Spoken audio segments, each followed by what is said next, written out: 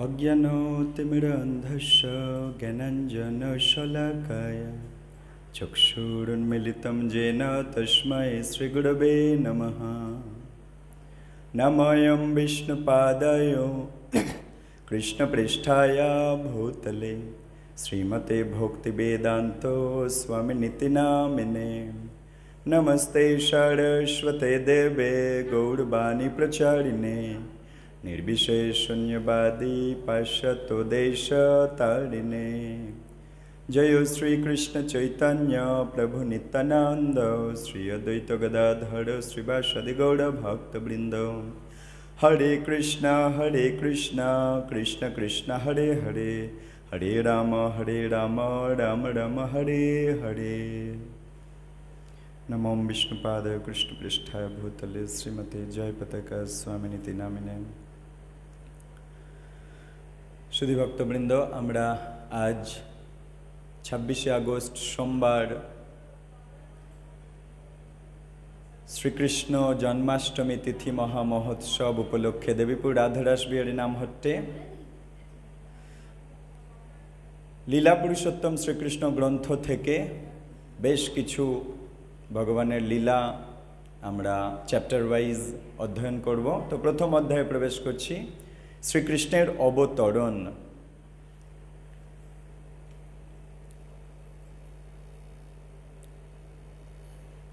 आसुरिक राजादेर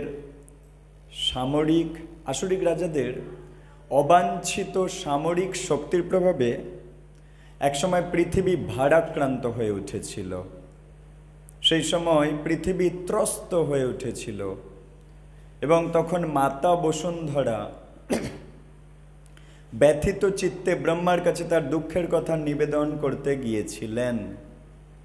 एकटा गाभী रूप धारण करे अश्रुपूर्ण नयने माता बसुंधरा ब्रह्मार काछे करुण भावे तार दुःखेर कथा जानालेन।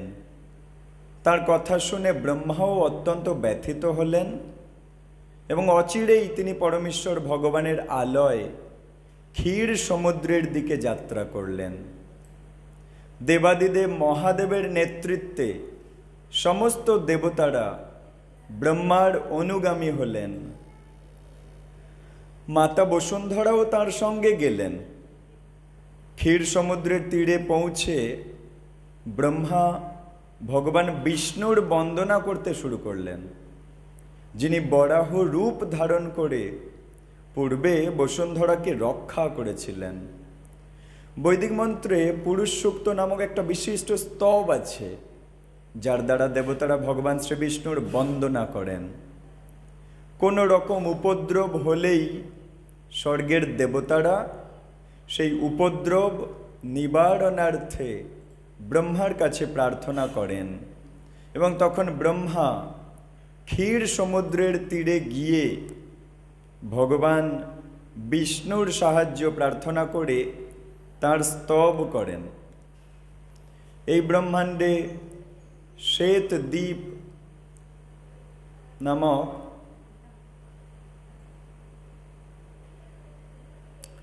ब्रह्मांडे श्वेतद्वीप नामक एक ग्रह रयेछे जेखाने क्षीर समुद्र नामक एक समुद्र रयेछे। वैदिक शास्त्रेर माध्यमे जाना जाय एई पृथिवीते जेमन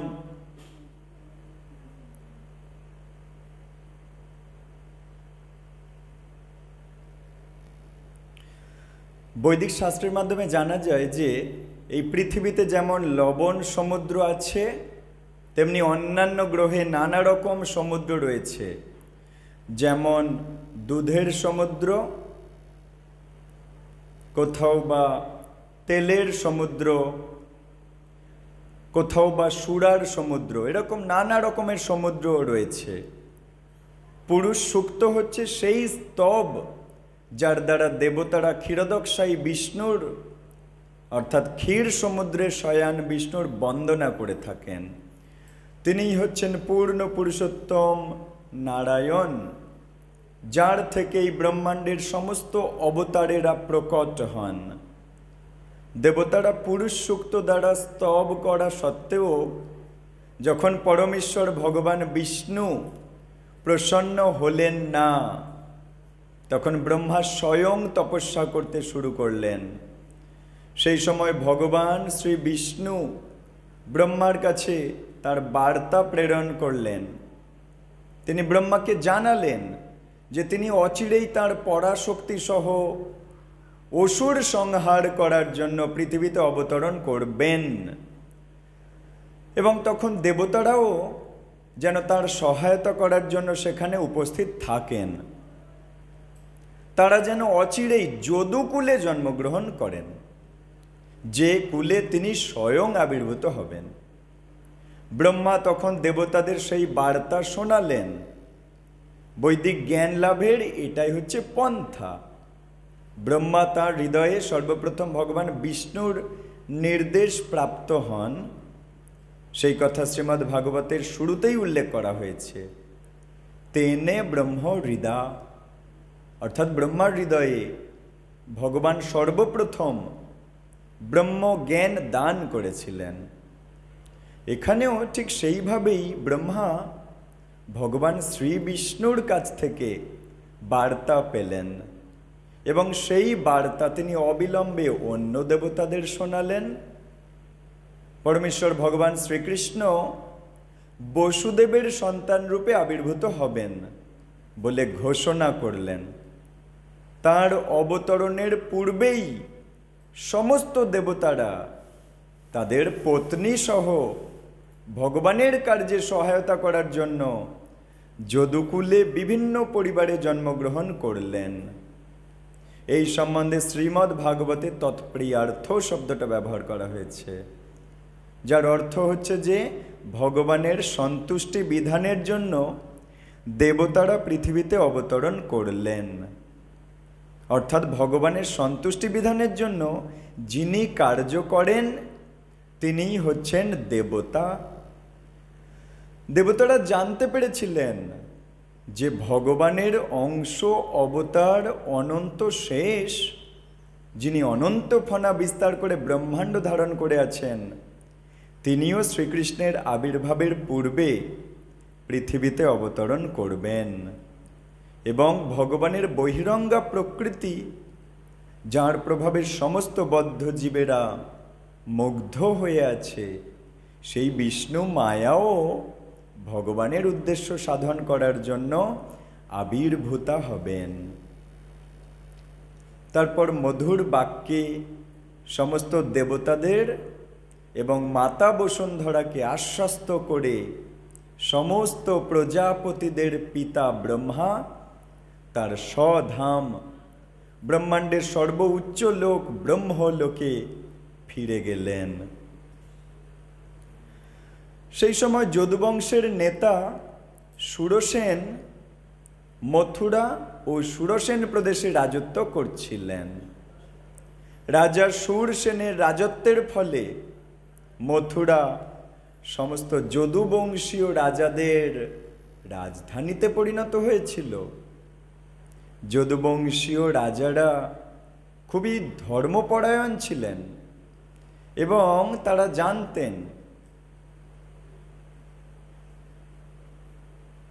জানতেন দ্বারকার মতো মথুরাও হচ্ছে ভগবান শ্রীকৃষ্ণের নিত্য ধাম। সেই জন্য যদুবংশীয় রাজারা মথুরায় তাদের রাজধানী স্থাপন করেছিলেন। একসময় সুরসেনের পুত্র বসুদেব দেবকের কন্যা দেবকীকে বিবাহ করে তার নববিবাহিতা পত্নীকে নিয়ে রথে চড়ে তার প্রাসাদে ফিরছিলেন। সেই সময় উগ্রসেনের পুত্র কংস তার ভগ্নী দেবকীকে প্রসন্ন করার মানসে বসুদেবের রথের সারথি হয়ে সেই রথ চালিয়ে নিয়ে যাচ্ছিল। বৈদিক পদ্ধতি অনুসারে কন্যার বিবাহের পর তার ভাই তাকে শ্বশুরালয়ে পৌঁছে দিয়ে আসে, যাতে ভগ্নী নিঃসঙ্গ বোধ না করে। দেবকীর পিতা দেবক তার অতি আদরের কন্যার বিবাহে অতুল ঐশ্বর্য দান করেছিলেন। তিনি সুবর্ণ অলঙ্কারে ভূষিত 400 হাতি, 15,000 সুসজ্জিত অশ্ব, 1800 রথ দান করেছিলেন। তিনি তার কন্যাকে 200 সুন্দরী দাসীও দান করেছিলেন। ভারতের ক্ষত্রিয় বংশে এখনো এই প্রথা প্রচলিত রয়েছে। নববিবাহিতা বধূর সঙ্গে তার সখীরাও তার শ্বশুরালয়ে গমন করেন।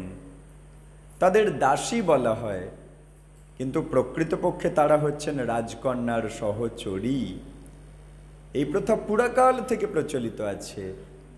5000 বছর পূর্বে শ্রীকৃষ্ণের অবতরণের আগেও এই প্রথা প্রচলিত ছিল।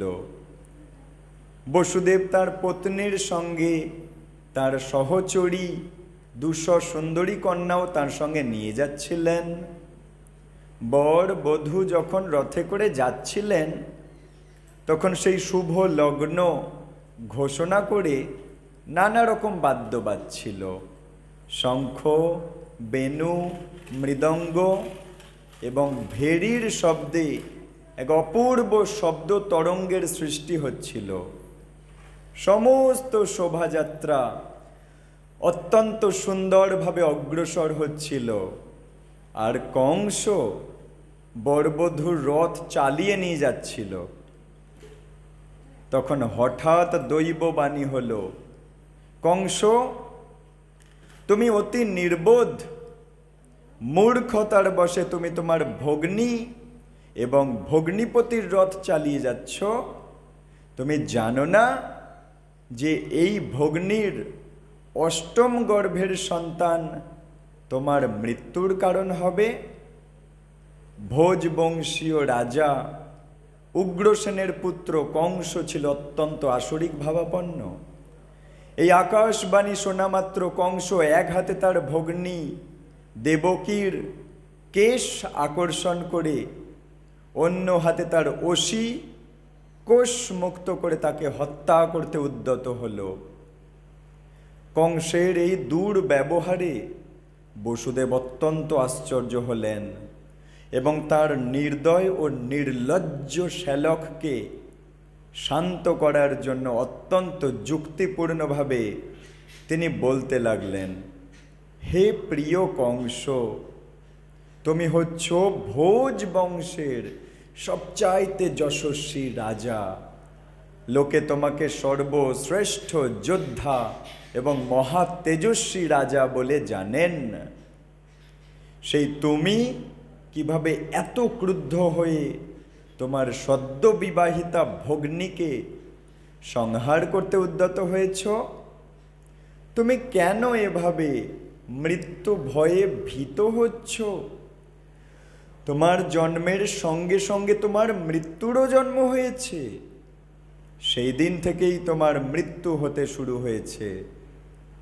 তোমার বয়স যদি এখন 25 বছর হয়, তার অর্থ যে ইতিমধ্যে তোমার 25 বছরের মৃত্যু হয়ে গেছে। প্রতি মুহূর্তে প্রতি ক্ষণে তোমার মৃত্যু হচ্ছে। তাহলে মৃত্যুতে তোমার এত ভয় কেন? মৃত্যু তো অবশ্যম্ভাবী। তোমার মৃত্যু আজই হতে পারে অথবা 100 বছর পরে হতে পারে, কিন্তু মৃত্যুর হাত থেকে তুমি কোনোদিনও নিস্তার পাবে না। তাহলে মৃত্যুকে এত ভয় পাচ্ছ কেন? প্রকৃতপক্ষে মৃত্যুর অর্থ হচ্ছে বর্তমান শরীরের বিনাশ। যেই মুহূর্তে শরীরের ক্রিয়াকলাপ বন্ধ হয়ে যায় এবং তা প্রকৃতির 5টা উপাদানের সঙ্গে মিশে যায়, জীবাত্মা তখন অন্য একটা শরীর ধারণ করে। এই অন্য দেহ ধারণ কর্ম অনুসারে হয়ে থাকে। পায়ে চলার সময় মানুষ যেমন তার একটা পা সুদৃঢ়ভাবে মাটির উপর প্রতিষ্ঠিত হলে অন্য পাটি উঠিয়ে পদক্ষেপ করে, তেমনি ক্রমশ দেহের পরিবর্তন হয় এবং আত্মা দেহান্তরিত হয়। দেখো কিভাবে সাবধানতার সঙ্গে শুঁয়োপোকা এক শাখা থেকে অন্য শাখায় যায়, ঠিক তেমনি জীবাত্মা উচ্চ অধিকারীদের নির্ণয় অনুসারে তার দেহ পরিবর্তন করে। জীবাত্মা যতক্ষণ এই জড়জাগতিক শরীরে আবদ্ধ থাকে, তাকে একের পর এক জড়জাগতিক শরীর গ্রহণ করতে হয়। প্রকৃতির সিদ্ধান্ত অনুসারে প্রত্যেক জীবাত্মা এই জন্মের কর্ম অনুসারে তার পরবর্তী জন্ম গ্রহণ করে। এই শরীর প্রকৃতপক্ষে স্বপ্নবৎ সৃষ্ট অনেক শরীরের একটি শরীর। স্বপ্নাবস্থায় আমরা আমাদের মনে মনে কত রকম শরীর সৃষ্টি করি। আমরা সোনা দেখেছি, আমরা পাহাড়ও দেখেছি, তাই স্বপ্নে এই দুটি ধারণাকে একত্রিত করে আমরা সোনার পাহাড় দেখি। কখনো আমরা স্বপ্ন দেখি যে আমাদের শরীর আকাশে উড়ছে, আর তখন আমরা আমাদের এই বর্তমান শরীরটির কথা সম্পূর্ণভাবে ভুলে যাই। এইভাবে নিরন্তর আমাদের শরীরের পরিবর্তন হয়। তুমি যখন একটা শরীর প্রাপ্ত হও, তখন তুমি পূর্ববর্তী শরীরের কথা সম্পূর্ণভাবে ভুলে যাও। স্বপ্নে আমরা কত রকম নতুন নতুন শরীরের সঙ্গে সম্বন্ধ স্থাপন করি, কিন্তু জেগে উঠলেই তাদের কথা আর আমাদের মনে থাকে না।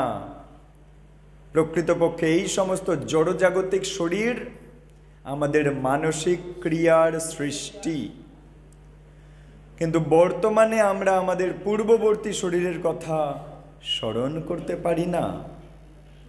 মন স্বাভাবিকভাবেই চঞ্চল, কখনো সে কোনো কিছু গ্রহণ করে আর তারপরেই সে তা ত্যাগ করে। গ্রহণ এবং ত্যাগ, সংকল্প এবং বিকল্প করাই হচ্ছে মনের স্বভাব। ইন্দ্রিয়ের পাঁচটা বিষয়, শব্দ, স্পর্শ, রূপ, রস, গন্ধ, এদের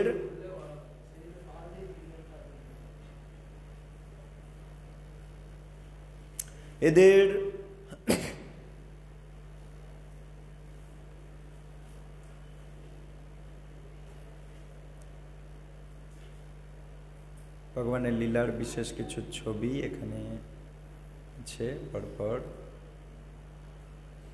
ছবিগুলো টপকে যায়।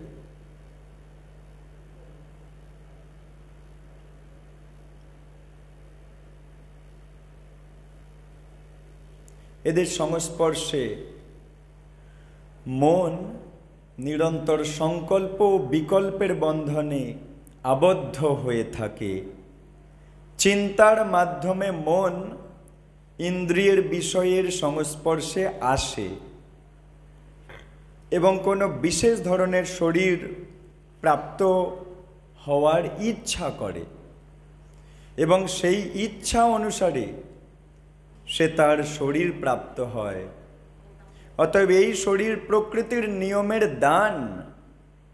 তার শরীর অনুসারে জীবাত্মা সুখ দুঃখ ভোগ করবার জন্য এই সংসারে জন্মগ্রহণ করে। যতক্ষণ পর্যন্ত না আমরা শরীর প্রাপ্ত হই, ততক্ষণ আমরা আমাদের পূর্ব জন্মের কর্ম ভোগ করতে পারি না এবং এই শরীর আমরা পেয়ে থাকি আমাদের মৃত্যুকালীন চিন্তা অনুসারে। বসুদেব তার শ্যালক কংসকে বোঝাচ্ছেন, সূর্য, চন্দ্র এবং নক্ষত্র যেমন জল, ঘি বা তেলের পাত্রে বিভিন্নভাবে প্রতিবিম্বিত হয় এবং সেই পাত্রের অবস্থা অনুসারে প্রতিবিম্ব দেখা যায়, এও ঠিক তেমন জলে চাঁদের প্রতিবিম্ব দেখা যায়। আর জল যখন নড়ে তখন মনে হয় যে চাঁদও যেন নড়ছে, কিন্তু প্রকৃতপক্ষে চাঁদ নড়ছে না। তেমনি মানসিক ক্রিয়ার প্রভাবে জীব বিভিন্ন রকমের শরীর প্রাপ্ত হয়। যদিও প্রকৃতপক্ষে এই সমস্ত শরীরের সঙ্গে তার কোনো সম্পর্ক নেই, কিন্তু মোহের বশে, মায়ার দ্বারা আচ্ছন্ন হয়ে পড়ার ফলে জীবাত্মা কোনো বিশিষ্ট শরীরকে তার স্বরূপ বলে মনে করে। সেটাই হচ্ছে দেহের বন্ধনে আবদ্ধ জীবন। কোনো জীব যখন মনুষ্য শরীর প্রাপ্ত হয়, সে তখন মনে করে যে সে মানব সমাজের অন্তর্ভুক্ত, অথবা কোনো বিশেষ দেশের বা কোনো বিশেষ স্থানের অধিবাসী। সে তার দেহ অনুসারে নিজের পরিচিতি স্থাপন করে এবং অনর্থক অন্য আরেকটা শরীর প্রাপ্ত হওয়ার আয়োজন করতে থাকে, যদিও তাতে তার কোনো প্রয়োজন নেই। এই ধরনের কামনা বাসনা এবং মানসিক চিন্তাধারাই হচ্ছে বিভিন্ন শরীর প্রাপ্তির কারণ। জড়া প্রকৃতির আবরণাত্মিকা শক্তি এতই বলবতী যে জীব যে শরীরই প্রাপ্ত হোক না কেন, সে সন্তুষ্ট থাকে এবং মহা আনন্দে সেই শরীরকেই সে তার স্বরূপ বলে মনে করে। তাই আমার প্রার্থনা হচ্ছে যে তুমি তোমার মন এবং দেহের নির্দেশের দ্বারা মোহাচ্ছন্ন হইও না। তারপর বসুদেব কংসের কাছে প্রার্থনা করলেন সে যেন তার নববিবাহিতা ভগ্নীর প্রতি হিংসাপরায়ণ না হয়। কারোর প্রতি হিংসাপরায়ণ হওয়া উচিত নয়, কেননা হিংসাই হচ্ছে ইহলোক এবং পরলোকে ভয়ের কারণ।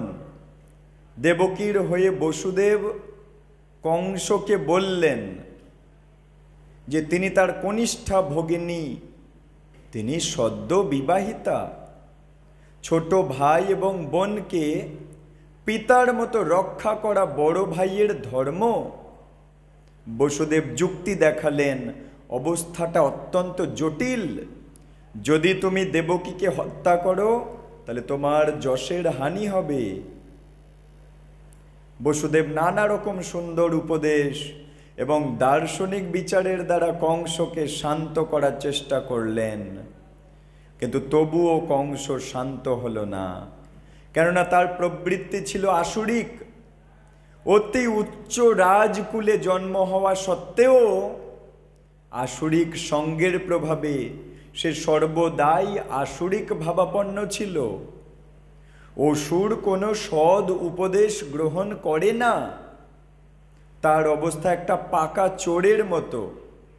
তাকে যতই নৈতিক উপদেশ দেওয়া হোক না কেন, তাতে কোনো কাজ হয় না। তেমনি যে মানুষ আসুরিক বা নাস্তিক, সে কখনো সৎ উপদেশ গ্রহণ করে না। দেবতা এবং রাক্ষসের মধ্যে এটাই হচ্ছে পার্থক্য। শাস্ত্রের উপদেশ অনুসারে যে জীবনযাপন করে তাকে বলা হয় দেবতা, আর যে উপদেশ গ্রহণ করে না তাকে বলা হয় অসুর। কংসকে শান্ত করতে অক্ষম হয়ে বসুদেব চিন্তা করতে লাগলেন কিভাবে দেবকীকে রক্ষা করা যায়। বিপদের সময় বুদ্ধিমান মানুষের কর্তব্য হলো সেই বিপদকালীন পরিস্থিতি থেকে যেভাবে সম্ভব রক্ষা পাওয়া। কিন্তু যদি ঐকান্তিক প্রয়াস সত্ত্বেও সেই বিপদ থেকে রক্ষা না পাওয়া যায়, তাহলে তাতে পৌরুষের হানি হয় না।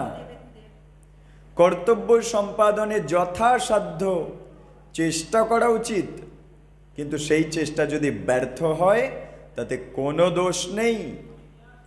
বসুদেব তার পত্নীর বিষয়ে পুনরায় বিবেচনা করলেন, এখন তো আমাকে দেবকীর প্রাণ রক্ষা করতেই হবে, তারপর সন্তানদের রক্ষা করার উপায় সম্বন্ধে চিন্তা করা যাবে।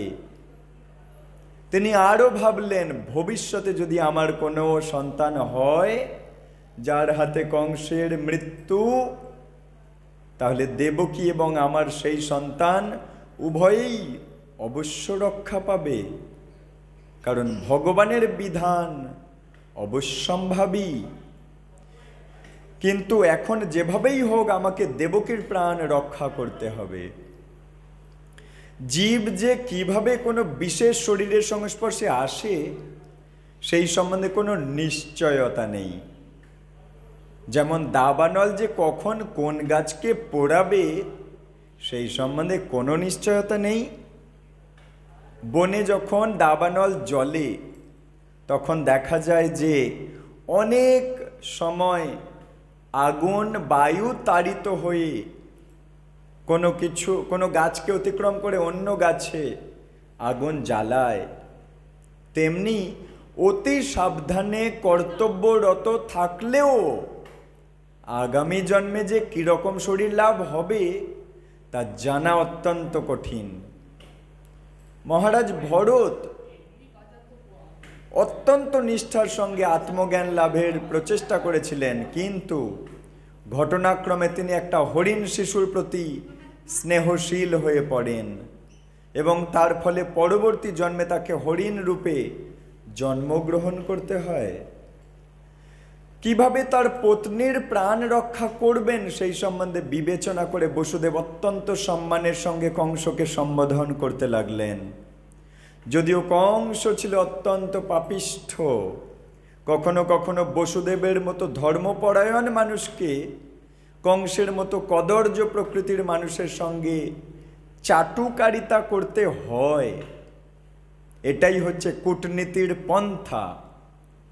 অন্তরে অত্যন্ত ভারাক্রান্ত হলেও বাইরে তিনি প্রসন্নতার ভাব প্রদর্শন করলেন।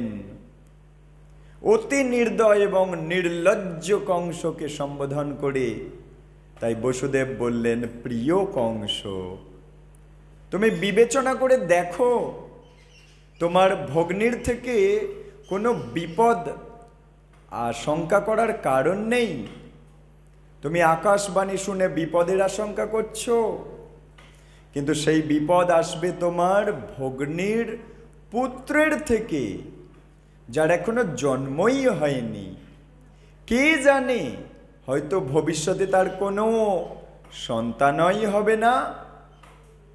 এই সমস্ত বিবেচনা করে দেখো, তাহলে দেখবে যে তুমি এখন নিরাপদ, আর তোমার ভগ্নীর কাছ থেকে কোনো বিপদ আশঙ্কা করার কারণ নেই। তার যদি কোনো পুত্র সন্তান হয় তাহলে আমি প্রতিজ্ঞা করছি আমি তোমার হাতে তাদের অর্পণ করে দেব। এইভাবে বসুদেব কংসের কাছে প্রতিশ্রুতি করলেন। কংস বসুদেবের প্রতিজ্ঞার মূল্য জানত, তাই তার এই প্রতিশ্রুতিতে সে সম্মত হল।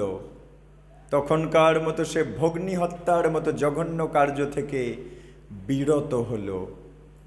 বসুদেব স্বস্তি বোধ করলেন এবং কংসের এই বিবেচনার প্রশংসা করলেন। তারপর তিনি তার প্রাসাদে ফিরে গেলেন। কিছুদিন পর বসুদেব এবং দেবকীর একে একে 8টা পুত্র সন্তান হল এবং একটা কন্যা সন্তান হল। প্রথম পুত্রের জন্মের পর প্রতিজ্ঞাবদ্ধ বসুদেব তাকে কংসের কাছে নিয়ে গেলেন। বসুদেবের চরিত্র ছিল অত্যন্ত মহান। তার সত্য নিষ্ঠার জন্য তিনি বিখ্যাত ছিলেন এবং চরম বিপদেও তিনি সত্যভ্রষ্ট হননি। নবজাত শিশুটিকে কংসের হাতে অর্পণ করা তার পক্ষে অত্যন্ত দুঃখদায়ক ছিল, কিন্তু তবুও তিনি ছিলেন প্রতিজ্ঞাবদ্ধ। তাই তিনি কংসের হাতে নবজাত সন্তানটিকে অর্পণ করলেন। সেই শিশুটিকে পেয়ে কংস অত্যন্ত প্রসন্ন হল, কিন্তু বসুদেবের এই আচরণে কংসের হৃদয়ে বসুদেবের প্রতি একটু করুণার উদয় হল। এই ঘটনার মাধ্যমে আমরা খুব সুন্দর একটা শিক্ষা পাই। বসুদেবের মতো মহাত্মার পক্ষে তার কর্তব্য সম্পাদন করা একটুও কঠিন নয়। বসুদেবের মতো বিদ্বান ব্যক্তিরা কাউকে কোনো অপবাদ না দিয়েই তাদের কার্য করে যান, আর কংসের মতো পাপীরা জঘন্যতম দুরাচার করতেও দ্বিধাবোধ করে না।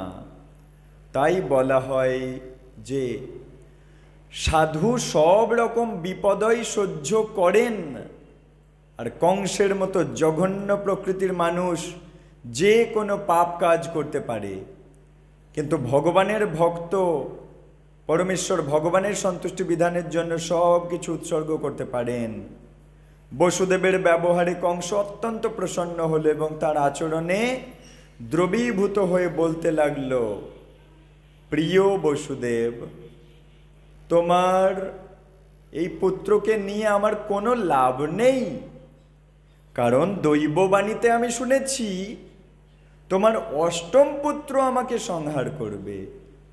সুতরাং অনর্থক কেন আমি তোমার এই পুত্রটির প্রতি নিষ্ঠুর আচরণ করব? তুমি একে নিয়ে যেতে পারো। বসুদেব তখন তার প্রথম সন্তানকে নিয়ে বাড়ি ফিরে এলেন। কংসের আচরণে যদিও তার হৃদয় অত্যন্ত উৎফুল্ল হয়েছিল, কিন্তু তবুও তিনি তাকে বিশ্বাস করতে পারছিলেন না, কেননা তিনি জানতেন যে কংসের চরিত্র ছিল সম্পূর্ণ অসংযত। তিনি আরও জানতেন নাস্তিকেরা তাদের প্রতিজ্ঞা পালন করে না। যে তার ইন্দ্রিয় সংযত করতে পারে না, সে তার কথার দামও রাখতে পারে না। চাণক্য পণ্ডিত বলেছেন, স্ত্রী বা কূটনীতিবিদকে কখনো বিশ্বাস করতে নেই। যারা সর্বদা ইন্দ্রিয় সুখে আসক্ত, তারা কখনোই সত্যনিষ্ঠ হতে পারে না, তাই কখনো তাদের বিশ্বাস করতে নেই। সেই সময় নারদ মুনি কংসের কাছে এলেন। তিনি জানতেন কংস দয়া পরবশ হয়ে বসুদেবের প্রথম সন্তানটাকে বসুদেবের কাছে ফিরিয়ে দিয়েছে। ভগবান শ্রীকৃষ্ণ যাতে যত তাড়াতাড়ি সম্ভব অবতরণ করেন সেই আয়োজন করতে নারদ অত্যন্ত উৎকণ্ঠিত ছিলেন।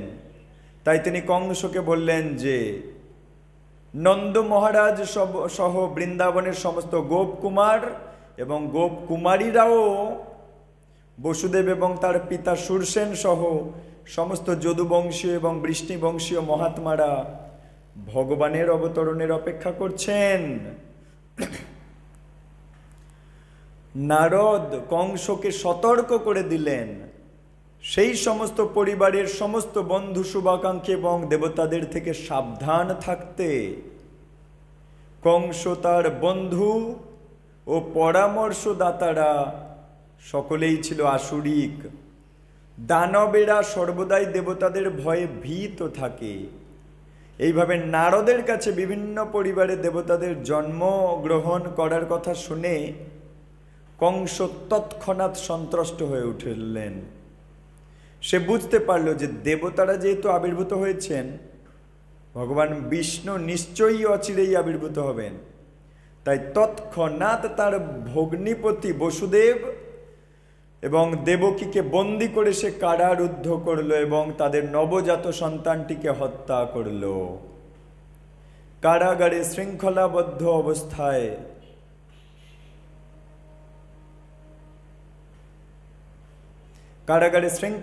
অবস্থায় বসুদেব এবং দেবকী প্রতি বছর একটি করে পুত্রের জন্ম দিতে লাগলেন, আর কংস তাদের বিষ্ণুর অবতার বলে মনে করে একে একে হত্যা করতে লাগলো। দেবকীর গর্ভের অষ্টম সন্তানের প্রতি কংস বিশেষভাবে ভীত ছিল, কিন্তু নারদের আগমনের পর সে বিবেচনা করল যে কোনো সন্তানই কৃষ্ণ হতে পারে, যে কোনো সন্তান কৃষ্ণ হতে পারে। তাই দেবকী ও বসুদেবের সব কটা সন্তানকেই হত্যা করা শ্রেয় বলে সে মনে করল। কংসের এই আচরণ বুঝতে পারা খুব কঠিন নয়। পৃথিবীর ইতিহাসে বহু রাজ পরিবারে অনেক দৃষ্টান্ত আছে যেখানে নিজের স্বার্থ সিদ্ধির জন্য পিতা, ভাই, বন্ধু বা সমস্ত পরিবারকেই হত্যা করা হয়েছে। এতে আশ্চর্য হওয়ার কিছু নেই, কেননা তাদের অভীষ্ট সিদ্ধির জন্য অসুরেরা যাকে ইচ্ছা হত্যা করতে পারে। নারদ কংসকে তার পূর্বজন্মের বৃত্তান্ত শুনিয়েছিলেন। তার কাছে কংস জানতে পেরেছিল যে পূর্বজন্মে সে ছিল কালনেমি নামক এক রাক্ষস এবং বিষ্ণু তাকে সংহার করেছিলেন। এই জন্মে ভোজ বংশে জন্মগ্রহণ করে সে যদু বংশের প্রথম শত্রু হবে বলে ঠিক করেছিল, কেননা কৃষ্ণ যদু বংশে আবির্ভূত হয়েছিলেন। কংস অত্যন্ত সন্ত্রস্ত ছিল, কেননা পূর্বজন্মের মতো এবারেও কৃষ্ণ তাকে সংহার করবেন। সে প্রথমে তার পিতা উগ্রসেনকে বন্দী করল, কেননা তিনি ছিলেন যদু, ভোজ এবং অন্ধক বংশের মুখ্য অধিপতি। তারপর সে বসুদেবের পিতা শূরসেনের রাজ্য অধিকার করল। তারপর সে নিজেকে এই সমস্ত রাজ্যের রাজা বলে ঘোষণা করল। ইতি লীলা পুরুষোত্তম শ্রীকৃষ্ণ গ্রন্থের শ্রীকৃষ্ণের অবতরণ নামক প্রথম অধ্যায়ের ভক্তি বেদান্ত তাৎপর্য সমাপ্ত হল।